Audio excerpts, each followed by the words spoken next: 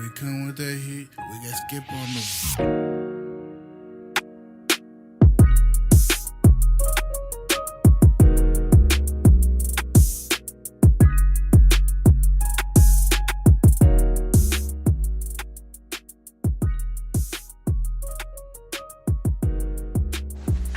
Right, we are live, Jacob. We are live. What's up? Let's make sure everything's going good on the stream before we really get into everything. Yeah, we looking good. We looking crispy. Crispy, Oh, yeah. no bacon. Looking good. How you doing, man? It's been a minute. 2026, man. It's off to a good start. I was about to say, have we done an episode in 2026? But I think we have, yeah. We may have. I think we did like We may the have, but national that's- championship preview and stuff like that. But yeah, it's been a minute. Yeah. It's been a minute. Yeah, man. Hey, January was good to me. What can I say? It has been. You want to give the people a little update on what's been going on social media wise? Hey, I went to the mountains. I put a harness on, and I played some guitar, and people seem to like it. So it's Yeah. getting some good views right now. So I'm just trying good, to man. keep up that momentum and hopefully use it to. The thing is, the most popular reel I posted was an original song that it was an idea at the time that I had recorded. So I'm really happy and excited about that. I wish I had the song ready to release when it popped off, though. That's the only thing. Yeah. No, that's awesome though. Jacob's been going viral once or twice, or I guess a few different times now at this point. You got some good views, some good interactions, and it looks like I Yeah. don't need no messages popping up like that. But yeah, dude. So congratulations. Long time coming you. for you. Go ahead and give a shout out to your channel if you'd like to on your pages. Yeah. Just look up my name on Instagram. It's under Jacob Fine Music, and then on TikTok it's Myers Hollow. I'm really unorganized, so No, that's no worries. but But but yeah, just check it out. so we do have some things going on this week, Jacob, and none bigger than the biggest sporting event probably each and every year. We've got the Super Bowl this week, the last football game of the season. And after this, we will have no football really going on. We can still talk about it, I guess, but no football going on until August into September. So Seattle and New England. If you were to parlay these together, Who would have saw this coming? yeah, if you were to parlay these together in the beginning of the year, I don't think anybody would have known that you could have made a crap ton of money, if you will, to put it lightly. Who would have known what the odds would have been at the beginning of the season? But yeah, Seattle minus 4.5 point favorites against New England. This will be in Santa Clara. Broadcast begins at 6:30, and it'll be on NBC and Peacock this year. As we know, they do a rotation each and every year between NBC and Fox and CBS. So it will be Mike Tirico and old Chris Collinsworth on the call, if I had Wow. to guess. I got Peacock too because I accidentally bought a year of Walmart Plus. So Walmart Plus. I didn't mean to. It was like a free trial, and then I was ignorant and let it pass by. But you can get either Paramount, which you'd probably like that because of the UFC, or you can get Peacock. And I love the NBA on Peacock and what they're doing, and the football's been great. So that's exciting. Yeah. So with this matchup, Sam Darnold, Drake May in his second year, Vrabel in his first year with New England. They were 4-13 last year. Definitely the story of the season. Seattle 16-3 on the year. New England 17-3 since they had to play in the wild card game. Seattle had that first round bye. Number one versus number two. Number one in the NFC, number two in the AFC. Oh no. I got some wires messing up on me right now, Jacob. Hold on one second. I got to bring you back in. Let's see. We are live, folks. This is what happens. This is what happens. Let's see if I can get Jacob back in here. There it is. There you are. Oh, there you went. Okay. We look good. I think my foot hit a wire and the HDMI cord unplugged for a second. We're all good, though. We're back. So, but yeah. So, yeah. So the Super Bowl, who you got? What's going to happen, Jacob? I've been a big Sam Darnold believer this year. I think he really proved himself last year, and it's only been getting better throughout the playoffs. So I think he's shaking off some of the stereotypes that he's built for himself as not being a good playoff performer. I think he's going to hit that final nail in the coffin when it comes to the Super Bowl this year. Think so. Give me Seattle to win. Sam Darnold, Super Bowl MVP. I think it'll be a pretty close game. It'll be maybe like a 10-point game or so. But who knows? Mike Vrabel may have something up his sleeve. Yeah, Vrabel is the best coach in the league. The Titans are still kicking themselves for letting him go, which, I mean, they weren't that good. They dealt with a lot of injuries when he was there, and he kind of seemed like he lost a little bit of interest on the sidelines in some of those games. But he's made the Titans look really bad for letting him go.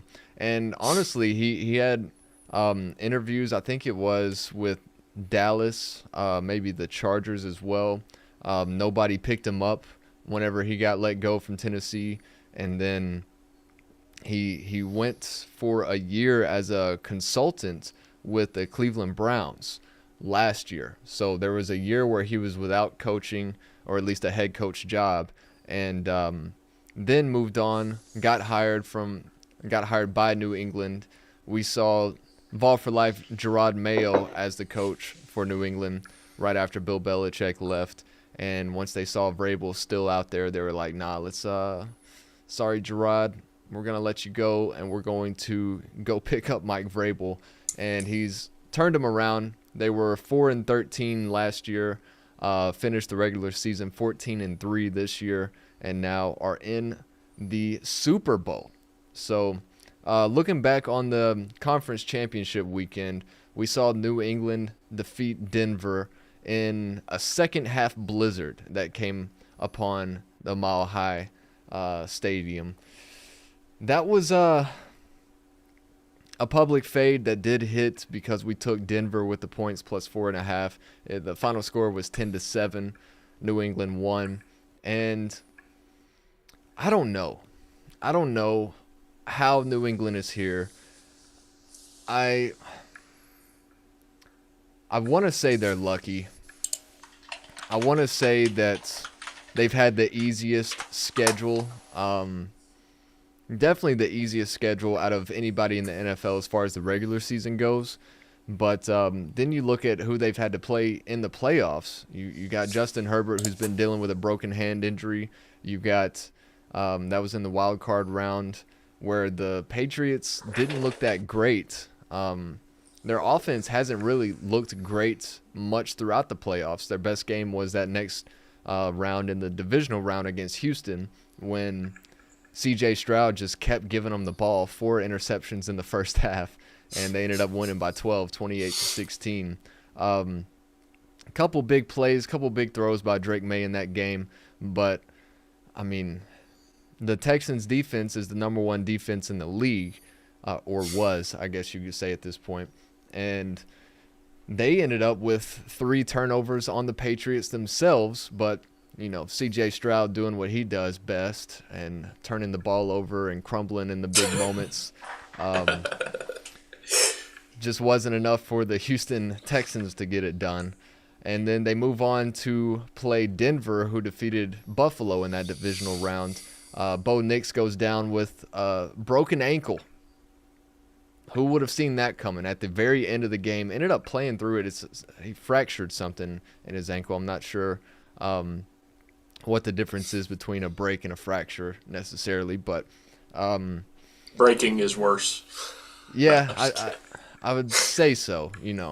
I can picture the difference, but still, he played through it for a 2 or 3 plays or so, and then he wasn't able to play in the AFC Championship game. So bring in Jarrett Stidham. Number 2 New England goes to play at number 1 Denver, and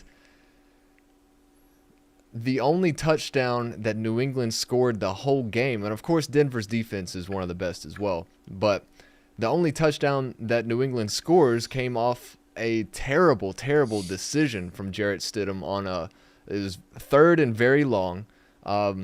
He got some pressure, went to just throw the ball away.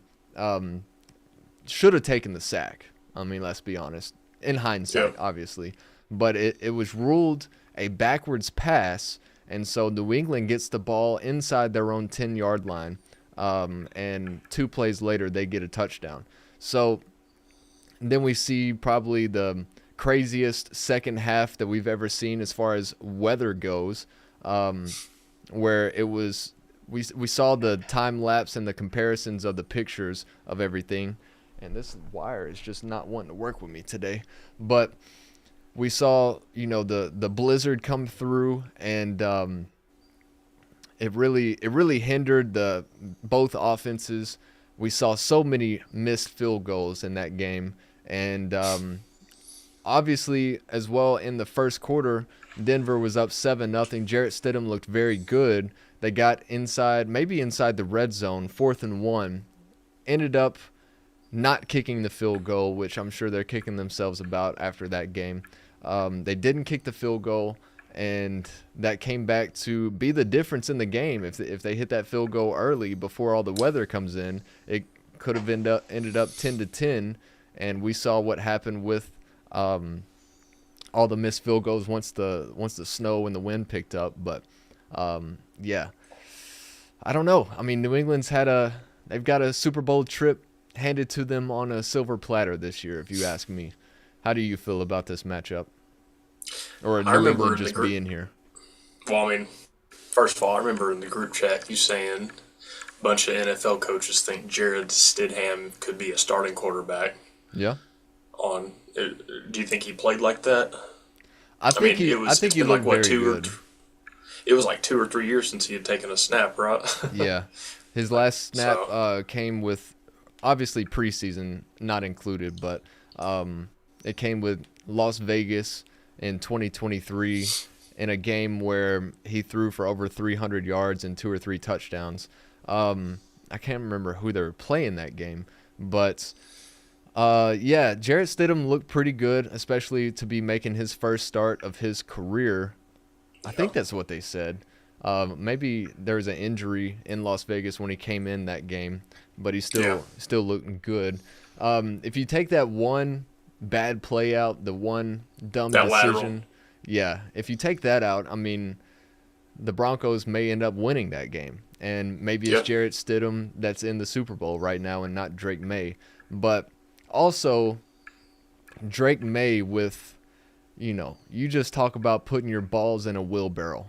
Drake May, that last first down conversion where, I don't know if you heard this or not, but the play was a designed run handoff to the right, and he called it in the huddle and didn't tell anybody that he's keeping it. He went rogue, Jacob.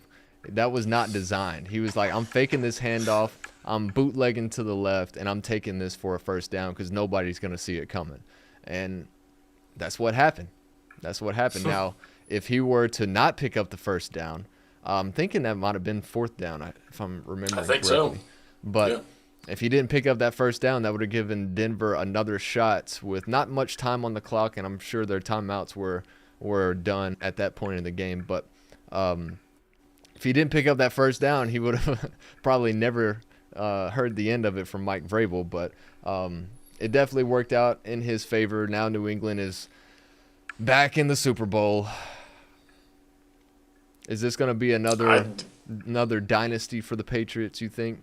Win or lose, I mean, going forward with Drake May as their quarterback, do you think that they're in a great spot right now? I mean, they're definitely in a great spot. I mean, it's hard to say. It's hard to predict any dynasty, especially with how it's been in recent years. I mean, you had the Chiefs dynasty that started But you saw how quickly that's kind of come down. It's been an off year. You'll have to see this season after just to see if it continues or not. But they're definitely in a great spot, especially with how young Drake May is. I mean, I think New England is at a crossroads. You saw Joe Burrow in his second year go to the Super Bowl. They lose, and then you see what the results have been after that.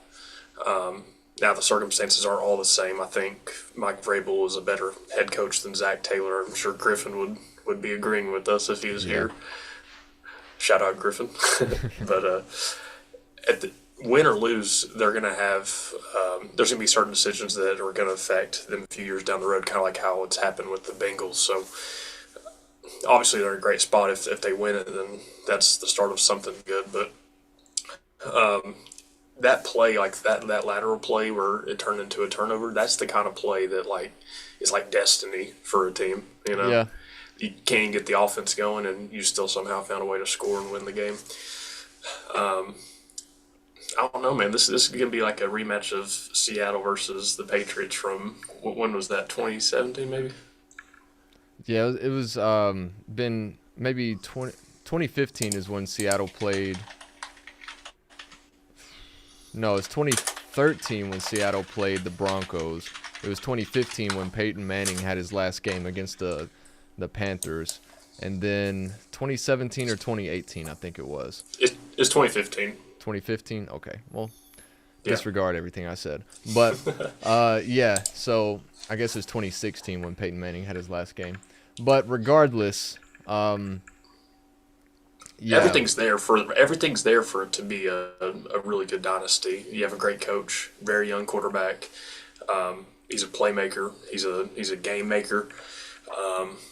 Especially with keeping the ball, like how you're saying, he went rogue. Like, that's crazy. That's the intangible stuff. That's the intelligence and that's the making and the marking of a good quarterback. That's something like a vet would do. Yeah. Yeah, or maybe a stupid ass sophomore. I don't know.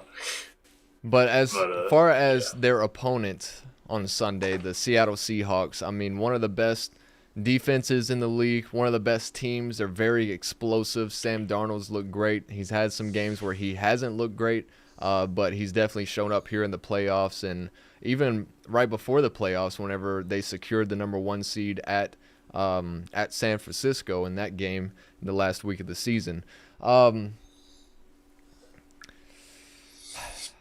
You got Rashid Shaheed on special teams. You got Jackson Smith and Jigba at wide receiver, and one of probably the most underrated players of the whole season at running back with Kenneth Walker III. Zach Charbonnet injured his ACL injury. He's done, so we won't be seeing him. But Kenneth Walker III, man, he's the real deal. And it's going to be, I mean, I know I said this Super Bowl run has been handed to New England on a silver platter. They have been taking on all these great defenses on their run. You beat the Broncos, you beat the Texans, and you beat the Chargers. Now, you add New England into those 3. That's 4 of the top defenses in the league. Seattle is also in there. So they are playing, other than New England themselves, they're playing the top 4 defenses on this run, which is impressive that they keep finding ways to win. Although when you look at the other side of the ball, the offenses that they've been playing haven't been that great, or they've been finding them at the right time. I was about to ask, is Seattle the best mix of good offense with a really good defense that they've had to face? I mean, they faced the Bills, of course, but their defense isn't near as good as the offense. Yeah. So I just hope it's a good game, man. I hope that it's very entertaining, and I hope that at the end of the day, we get our money's worth on Peacock. So, you getting Peacock? I've had Peacock, buddy. I've been a Peacock guy. Gotcha. Yeah. Sunday Night Football, man.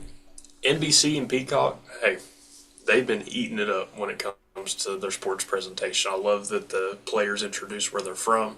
They do that on the NBA as well. It's so cool. So I'm stoked. Yeah. Yeah, so you got Seattle in this game, I'm guessing? Yeah. Yeah. I'm probably with the Seahawks as well. But like you mentioned, man, this could just be a Patriots team that's a team of destiny. Maybe Sam Darnold comes out and throws 3 or 4 picks in this game. Who knows? But all the elements are set up for them to have continued success. But in recent years, you've seen that the loser of the Super Bowl, usually the next season, doesn't do well for some odd reason. So it's an interesting dynamic. If they lose, they still have those elements, Yeah. So we'll see what happens. But I think Seattle's just a really, really good team. I think they're going to be really hard to beat. More than the Patriots can be harder to beat. Yeah, no, I agree with you, and I think we're about to have a very, very long off season with no football. So I will have public fades coming out, the last episode of the season coming out on Friday nights. I'll get into that with the official public fades pick on that episode, if you will.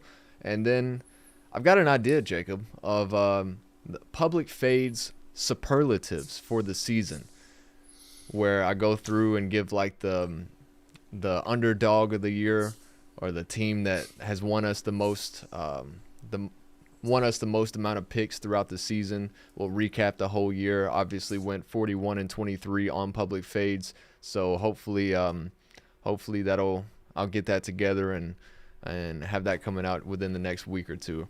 But moving on, we got some I need basketball some public talk. fades merch. Yeah, you can also get that. And got a hoodie. It's not on the website or anything, but I can also make a shirt or something if you'd like. But Y'all are gonna have Skylar in his room just pressing down, getting the the iron out and the steam, and got the wax paper over it. Buddy, it's all drop shipping. I don't do none of that. I promise. But moving on. He's going to get 16 orders. He's just going to be sweating. Moving on to some college hoops, Jacob. We saw a wire-to-wire win for Tennessee on Saturday night as they won 77-69 over Auburn at home in the snow. Yeah. Nate Ament led the Vols with 22 points. You see the freshman coming along pretty well, huh? He's no shit, nothing weird. He's aging like fine wine, though. Yeah. What can I say? He's growing up in front of all of our eyes. Can't believe he's 18 or 19 years old. That's crazy, man. He's really turned into the 5-star that we were expecting at the start of the season. And it really started. He's had good performances before in the season, but it's always felt like something was missing, and obviously he's really young and has a lot of room to grow and a lot of stuff that has to be adjusted and all that. But it's like he's starting to get into a groove right now, and it kind of started with that Alabama game. Yeah. Obviously there was so much controversy, justifiable controversy with Charles Bediako. He's a pro player who just played for the NBA G League this year, like 2026. He was granted eligible, not by the NCAA, but a judge put a restraining order on the NCAA so that a judge who was also could, a very big booster at the University of Alabama, by the way. Yeah, him and his wife were donors and such, but and he has since recused himself. But regardless, there was going to be, if Alabama won, there was going to be an asterisk. People were going to be, really pissed, understandably. I also saw where if Alabama were to have won that game, it wouldn't count against Tennessee whenever the March Madness tournament came around, everybody making it into the tournament. I feel like Tennessee, even with a loss to Alabama, would still be a tournament team. But we're seeing a lot of scenarios. I think there's talks, and I don't know if this is confirmed or anything. It probably won't even happen. But there's a potential postseason ban for Alabama because of this. Wow. So, I mean, you got Nate Oates, and that video I sent was so funny. That dude saying he's an a-hole and he'd do anything for a win. Uh, and then all of that just for Alabama to lose. Yeah. I will say Tennessee is undefeated on the season against professional basketball players. And I also thought it was hilarious where the Vols basketball Twitter, like, after the game, they said whatever the G League team that he plays Delaware for, Blue Coats. yeah, he's like, hey, Blue Coats, y'all are next. No chill. I love that. Yeah. That's so funny. But, I mean, hey, you saw Betty. I mean, if you're a pro player, like, I mean, I don't want this to be the focal point of the conversation, but at least dominate. Like, if Alabama comes out and Betty is just, like, looking like Shaq out there, I would have been like, okay, I could see why if you have the chance to do it, you know. Even though it's slimy, scummy, disgusting, and cheating, it's like, well, it's like, you know. But they came out and lost, and that just makes it so much better. Like you lost with a pro player, an NBA player on your team. If you're in the G League, if you had a dream to make it to the NBA your whole life and you make it to the G League, I feel like you'll say, hey, I was an NBA player. I mean, I played in the G League and stuff. So, you know, people are gonna be real technical. Oh, he never played in the NBA, never all that stuff. He was an NBA player. Okay, but regardless, Tennessee went and got that win on the road, huge win. And then Wednesday, Tennessee goes at Georgia, and that was a close game. I was actually at a concert for that game, and I was watching it on YouTube. Yeah, and I was like, dang it, because I was like, the main artist was playing, and I was still watching it a little bit. I was like looking up and down, but it made the concert so much better that we won. But for that Georgia game, I mean, Gillespie had 21, Ament had 19, and Estrella, man, he had some huge rebounds. Yeah. He came in with 17 points of his own, and at the free throw line at the end, I mean, he was insane. So that was a great win. Just you need wins like that to prove you can compete in the close ones at the end. And Tennessee was up by 3 points in the last possession of overtime, and Georgia player drove in with hit a layup with 0.6 seconds on the clock, and everybody was like, the line was Tennessee -1.5, and instead of going for a three, he decides to drive in, hit a layup to cover Georgia +1.5. Eyebrows are being raised right now, buddy. We see what you're doing. I mean, he probably was just, he thought maybe there was 2 more seconds on where they could foul or something. Yeah, I'm sure. Maybe just that awareness. That is hilarious. But then finally, you know, a pretty good Auburn team coming in. Like they've beaten Florida at Florida. They have some other good wins, but regardless, I mean, it was really, we were in control for most of the game. Yeah. I mean, and you had Nate had 22 points. It was really just, he had the most points out of all of them, and then everyone else was in like the 10 or 8 points area. But yeah, you we're get seeing like a growth, a maturity out of him. Yeah, you get Jalen Carey with 13 points and 8 rebounds, Jacoby Gillespie 11 points, 5 assists, and freshman Dwayne Brown 10 points, 7 rebounds. So he had some really good minutes with over 30 minutes in that game. So he's definitely coming into his role. I'm so happy to see Amari Evans. And, I mean, you know, he played well versus Arkansas. He didn't miss a shot that game. But I'm just so happy to see him actually in the rotation, like, consistently. Because at the beginning of the year when we were going to those games where it was versus, like, the smaller schools, the non-conference, he wasn't really getting but, like, 2 minutes at the end of the game. But I always liked how his play style and how he was carrying himself. And he's actually come in and started making the necessary, like, dynamic plays where it's like it's a spark off the bench, you know. So really happy to see Amari Evans. I'm wanting Amari Abrams to heat up a little bit because he's a really good 3-point shooter. If we can get the 3-point shots to fall a little more besides Jacoby Gillespie, that would be great. Nate's been shooting pretty good from 3, so yeah. Well, there's a lot to improve on, but honestly, we started out slow in conference play. Now we're 5-3. It's going pretty well, and with those 2 wins on the road, that's great. Yeah.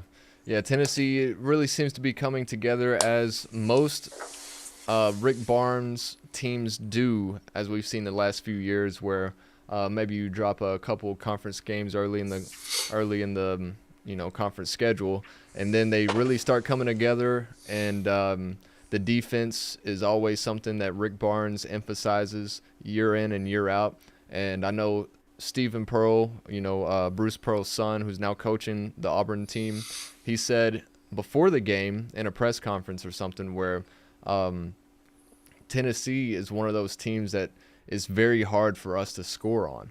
And they ended up with 69 points, which is probably more than what he was getting at. But why are you smiling? We're professionals here, Jacob.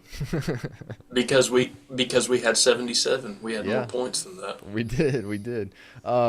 But yeah, so Tennessee over Auburn, 77-69. Now looking forward to this week.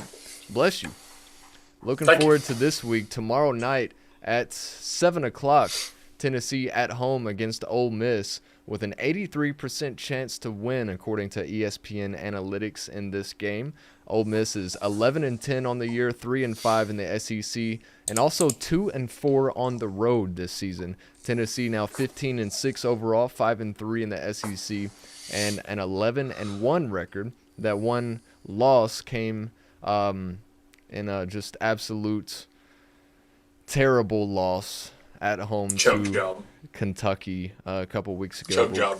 Reggie Miller style. Yeah, we'll get to that here in just a minute because we do play Kentucky on Saturday nights. But going forward with this one, no lines are out, which is why I went to the ESPN Analytics for this one. 83% chance to win at home for Tennessee. How do you see this one playing out? Ole Miss, I mean, I've not watched any of their games this year, so I don't know what to expect. Looks like they have a Store. He's number 2. He averages 14 points a game. I mean, it's an SEC. It's an SEC squad. I knew last year they went on a really good run in March Madness. So I don't know if that's carried over this year, but we'll see. Is it a home game? Yeah, Tennessee will be at home, which is a good thing for us. Yeah, I like us in this. They're 11-10. I like us in this one. This is very good that we're playing at home against Ole Miss because here in the last few years when we go on the road, it is a very tough place to play for whatever reason, for us at least. But, yeah, Tennessee should get the win. We'll see what happens. Anything can happen in SEC play. But then we got the big one on Saturday for the Vols. That rematch with Kentucky with a 57% chance to win at home in Lexington, according to ESPN Analytics. Now, back January 17th, just a couple weeks ago, Tennessee was up by 17 at one point in that game at home. Kentucky storms back and wins by 2, 80-78 over the Vols. Do you see us getting a get back? This is also, looking into this over the last few years, this is one of those rare rivalries where more times than not the road team gets the win. A lot of the times that we split the last couple of years, it has been Tennessee winning in Lexington and Kentucky winning in Knoxville. Last year, Kentucky got the regular season sweep before we took care of business in the Sweet 16 when it mattered. So I love that. I love it. Like, if any Kentucky fan, if they're doing that, just say, hey, you didn't beat us. You've never beaten us in the tournament. That's very true. That's very true. The one and only matchup we've had with them, which is kind of crazy when you think about it. But I was nervous for that game. Oh, yeah. And people are always like, it's really hard to beat a team twice, and 3 times it's even harder. It's like, well, you've never beat them once, so how's that? So I was really glad that we got the belt out for him. Do you think we get the belt back out again? Because this is like there's a reason we were up by 17, and I feel like with the fact that we've been pretty inconsistent before the last couple weeks for Tennessee. Like we mentioned, we've been bringing it back together and been playing very well here as of late. But this is one of those matchups where we were still figuring things out. We were up by 17, which is a good sign, but not a good sign that you can't close that game out. If we're up by 17 in this game, I feel like we get it done. Let's put it that way. Well, and the thing is, you've seen so much growth out of the past. Even the loss versus Kentucky, there's mistakes in there that you're not going to make another game. You know, there's been a lot of growing up in the past 3 games. So they didn't see this Ament. You know, they're not seeing this cohesive team that has been going on the road and beating teams. So and Rupp is a different environment. You know, Rupp is a really tough place to play. Kentucky, they're on fire right now. So it's going to be a good game, I think. I don't think we're ever going to jump out to a lead like how we did at home. But I don't see it being lopsided one way or the other. I think it's going to come down to who makes one less mistake at the end. You know what I mean? Because that's what happened last game, and that happened like we turned the ball over, they went on a fast break and got the layup to go up. Stuff like that. I don't think that's going to happen. So you gotta play with your fundamentals. You got to execute right. You cannot make these childish mistakes that we've seen at the beginning of the year. And we're minimizing those right now. We're going in these close games and learning how to close them out and win. So, I mean, it's going to come down to the wire, I think. So, this Does that time, make sense? Oh yeah, this time next week is Tennessee 2-0? Is Tennessee 1-1 or 0-2? What do you expect our record to be this week with these 2 games at home against Ole Miss, at Kentucky? 1-1 or 2-0. I think Ole Miss we're going to win. Like you said, that being a home game is crucial, and I think that could be just like that. They're an SEC team, but obviously, I mean they're not as good as the other ones. But you still got to play, obviously, as hard as you can. But we need Felix Akpara for Kentucky. Jalen Carey, he had a good game versus Auburn, but we need him to be as healthy as he can be because when he hyperextended his knee at Alabama, that was a big loss. I was really worried that would affect more things than it did. Yeah. So get healthy. I think we'll be 2-0. And speaking of Jalen Carey, whenever you think back to that end of the Kentucky game where there was some pushing and shoving and heated exchange after that final buzzer, I think there's going to be a Tennessee team that comes in with a chip on their shoulder, especially Saturday night at Kentucky. So I'm saying we're going 2-0 this week. I think we got some things in motion. Get healthy. I think we got some things in motion. I don't think Kentucky is necessarily the better team. They will have the home court advantage in Rupp Arena, which is a tough place to play, although Rick Barnes has proved quite a bit that he can coach the boys to a win in Rupp. Let's get John Fulkerson back if Alabama can get Charles Bediako. Yeah. Let's get Dalton Knecht back. Let's get John Fulkerson. And let's go into Rupp Arena. Yeah. Admiral Schofield. I was gonna say something else. I can't remember what it was at this point. But before Rick Barnes, before that era, it was one of those things where this Tennessee at Kentucky game was just an automatic loss. You put it in the L column before the season, before going into the game. You just kind of knew what it was. And now with Rick Barnes, he knows how to coach these boys on the road. He knows how to coach them to a win, especially in Rupp Arena. And I just feel like we get it done on Saturday night. I have no clue what the line is, but if Tennessee is the underdog, which I kind of expect they will be, definitely take them with the points. Let's put it that way.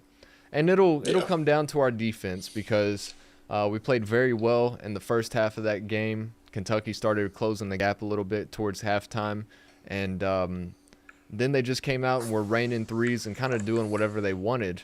So Rick Barnes is going to make sure that, before the game starts, that nobody's placing bets on Tennessee to lose or anything like that. Because we saw after that Auburn game, he said in the post-game press conference, and immediately took these words back, but he basically said that there were some passes out there where it's just like they were so bad it made him question if his players were placing bets on the games. That's funny. That's funny. Yeah, it's just Rick Barnes showing some humor, but can't really say that in this day and age, Coach. Yeah. So, well, Jacob, is there anything else you'd like to talk about? That's about all I had written down for this week. Honestly, I'm just excited for a Super Bowl. Is the Pro Bowl happening? When's that? Did that already happen? Or that the flag football happened. game? That happened this weekend. I saw No coverage nothing. on it. I saw nothing about it actually. Now that you Yeah, mention it, no I forgot that coverage. it was even happening. Yeah. Maybe we can talk about the NBA when everything ends, when the football season ends and everything. Yeah, we'll some get stuff back going into for the that. NBA. That's one thing I have not paid hardly any attention to at this point, but Yeah, well, it's just hard to, when they play so many games. It's like, well, I'll just watch when everything else is over. yeah, But maybe whenever the Super Bowl happens, we can do a how we felt about the football seasons, both of them this year. Do a little closeout episode on that, and then get into some basketball. yeah. So I plan to during the off season. I plan to make quite a few videos throughout the off season for the NFL. Also, want to say a special thanks to everybody that tuned in to the live stream on Saturday night with UFC 325. Alexander Volkanovski retained his featherweight title over Diego Lopez. My friend EB was in the chat once again from Sweden. That's cool to see. So $1 Million Radio is worldwide now, Jacob. I don't know if you knew that or not, but it's like Step Brothers, Mr. Worldwide. No, that's Pitbull. Pitbull. Prestige Worldwide. yeah. No, but also, like I said, thanks to everybody who tuned in. The biggest video that is on this channel, the biggest, the most interactions. I woke up on Sunday morning and we hit 600 views on that one live stream. So that was awesome to see and pretty reassuring to see as well. So we'll keep it going. The next numbered event will be March the 7th. And there will be fight nights every week until then on Saturday nights. So I'll get with Kyle and see if we want to do some videos breaking down those cards as well and possibly go live. So I liked your little timer too. That was awesome. yeah, appreciate it. It's hard to lock in and I'm too locked in. It's hard to lock in on the timer from time to time. No pun intended, but. Whenever I hit it, dude, it feels nice. Whenever I'm looking at my timer and the timer on the actual broadcast is synced up, it feels pretty good. But Jacob, do you have a $1 Million Radio song of the week as we wrap things up? I know I do. You go ahead. All right, so one of my favorite bands is called Era. They do have a new album coming out. I think it's been announced it's going to be in March. But this song that they just released will be on their new album coming out. This one's called Further Eden. Now, it's one of those like heavy metal, some screamo in there too. So if it's not your thing, I get it. But I haven't really been listening to a whole lot of music as of late because I'm really just locked into sports. And when I'm in the car, I'm listening to the 99.1 The Sports Animal and Josh and Swain and all those guys over there. So but this one came out. I've been jamming to it. It's called Further Eden by the band Era. Oh, Era, that's a good one. Era, they're a great band. Mine will be Knife Party by Deftones. Okay. I had to learn it for an Instagram cover. Someone requested it. I was like, sure, I love Deftones, why not? And the chorus, man, is awesome. Come get your knife, your knife. It's so good. So you gotta check it out. Sounds like a dangerous type of song. It's pretty good. You need to check it out. Like, play it in the car on your way to work when you're like mad that you have to get up or something to go in. All right, I'll do that. But yeah. Any last words, Yeah, man, Jacob? it was good talking to you. I may try to go live for the fight night on Saturday night, as well as possibly right after the Super Bowl ends. So if you want to join me for that, you're more than welcome to, but be on the lookout for that. And I guess that'll do it for $1 Million Radio Live here on Monday, February the 2nd. So thanks for watching, everybody, and as always, we'll see you next time.